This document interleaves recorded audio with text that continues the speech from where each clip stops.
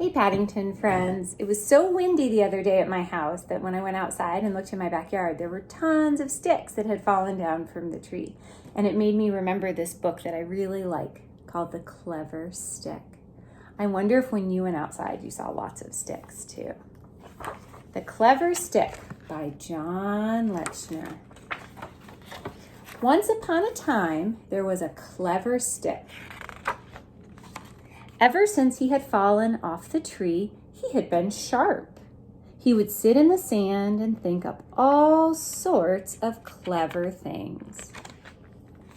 He would float down the stream, making up poetry. He would listen to the singing of the birds and wonder what made it sound so beautiful. But the poor stick had one problem. He couldn't speak. So he couldn't share his thoughts with any other forest creatures. When he saw chipmunks gathering food, he wanted to say, "I know where you can find even more acorns." But he was silent. Who would believe a stick anyway? When he came across a frog writing a poem, he wanted to share a simile about the sun being just like a dragon.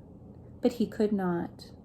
And when he saw a wild rose growing in the field, he longed to tell her how beautiful she was.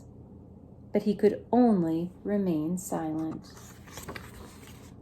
One bright day, as the stick approached the meadow, he tried to say hello to all the animals, insects, and flowers by bowing deeply. But he tripped on a pebble and he fell flat on his face. Nobody even noticed.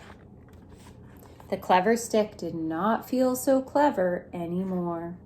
He dragged himself all the way home. When he finally stopped, he noticed the trail he had left in the sand. It looked interesting, so he made more lines. To his amazement, he discovered that he could draw lines to look like things. The stick began to draw vigorously in the sand. A giant tapestry emerged from the dust.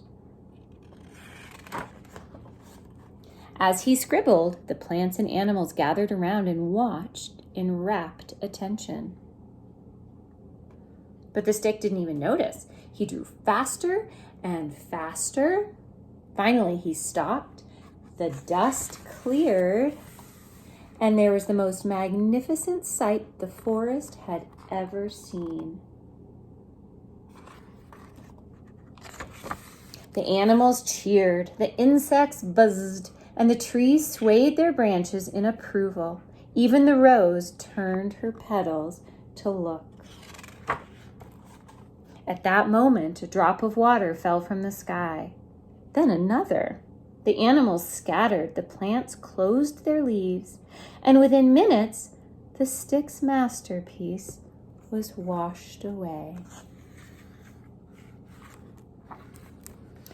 But the stick didn't really care.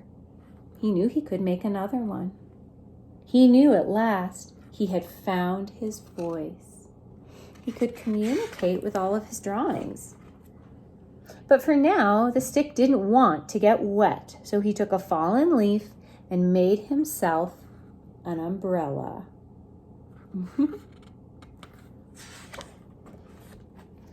For he truly was a clever stick.